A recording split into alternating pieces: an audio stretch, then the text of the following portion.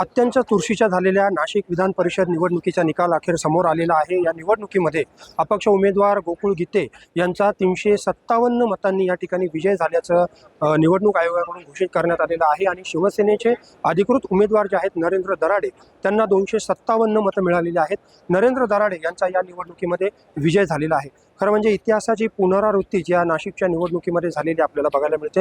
एकूणच जर आपण ह्या निवडणुकीचं जर संख्याबळ बघितलं तर महायुतीकडे संख्याबळ हे अधिक होतं, त्यामुळे महायुतीच्या उमेदवाराला अनुकूल असं वातावरण असताना देखील या ठिकाणी जी मतमोजणी आता पार पडली त्यामध्ये पहिल्याच फेरीमध्ये गोकुळ गीते अपक्ष उमेदवार जे आहेत गोकुळ गीते त्यांचा 357 मतांनी विजय झालेला आहे। अतिशय धक्कादायक असा हा निकाल मानला जातो।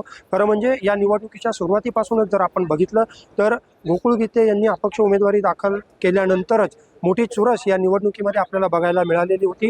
त्यामुळे शिवसेनेचे मंत्री उदय सामंत असतील, गिरीश महाजन असतील, दादा भुसे हे सर्व मंत्री जे आहेत ते नाशिकमध्ये कळ ठोकून होते। गोकुळ गीतेंच्या माघारीसाठी अखेरपर्यंत प्रयत्न केले जात होते, परंतु गोकुळ गीते यांनी माघार न घेता आपण निवडणूक प्रचार थांबवत आहोत अशा प्रकारचं या ठिकाणी आश्वासन दिलेलं होतं आणि त्यांनी प्रचार थांबवला अशा पद्धतीचं देखील त्यांनी सांगितलेलं होतं। परंतु गुप्त पद्धतीनं हे सर्व मतदान होतं। या निवडणुकीमध्ये कोणत्याही प्रकारचा व्हीप लागू होत नाही आणि त्यामुळे आजचा जो निकाल आलेला आहे ते पाहता महायुतीकडे विश्वास बहुमत असताना देखील गोकुळ गीते यांचा अतिशय धक्कादायक म्हणता येईल अशा पद्धतीनं हा निकालाकडे आपल्याला बघता येईल। गोकुळ गीते यांचा विजय हा दणदणीत विजय म्हणता येईल हा झालेला आहे।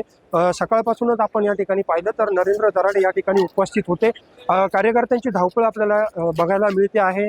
गोकुळ गीते यांचे समर्थक या ठिकाणी मतदान केंद्रामध्ये मतमोजणी केंद्रामध्ये जाताना बघायला मिळत आहेत। मोठ्या प्रमाणावरचे सकाळपासून राजकीय घडामोडी या ठिकाणी घडत होत्या। ज्यावेळेस निवडणूक निकाल पहिली फेरी जाहीर करण्यात आली आणि एकूणच ज्यावेळेस निवडणुकीचा कल समोर आला त्यावेळेसच नरेंद्र दराडे हे मतमोजणी केंद्रातून बाहेर पडलेले आहेत आणि आपला विश्वास प्रकारची भावनिक प्रतिक्रिया त्यांनी दिली। त्यांच्या मुलीनं देखील अतिशय भावनिक प्रतिक्रिया विश्वासघातकी निघाले अशा प्रकारची प्रतिक्रिया त्यांच्या कुटुंबियांकडून देखील व्यक्त करण्यात आली। दोन गटामध्ये या ठिकाणी तणावाचं वातावरण देखील बघायला मिळालं। किशोर दराडे हे देखील संतप्त झाल्याचं बघायला मिळालेलं होतं आणि एकूणच आता मतदान केंद्रावर गोकुळ गीते या ठिकाणी आतमध्ये उपस्थित आहेत। निवडणूक निकालाची प्रक्रिया या ठिकाणी सुरू आहे आणि त्यांना विजयाचं प्रमाणपत्र जे आहे ते निवडणूक निर्णय अधिकारी जे आहेत आयुष प्रसाद यांच्या मार्फत दिलं जाईल आणि काही वेळातच गोकुळ गीते हे माध्यमांसमोर येतील। परंतु एकूणच नाशिकच्या विधान परिषद निवडणुकीमध्ये निकालाची पुनरावृत्ती झाली असं आपल्याला म्हणता येईल। मनीष कटारिया, माय महानगर, नाशिक।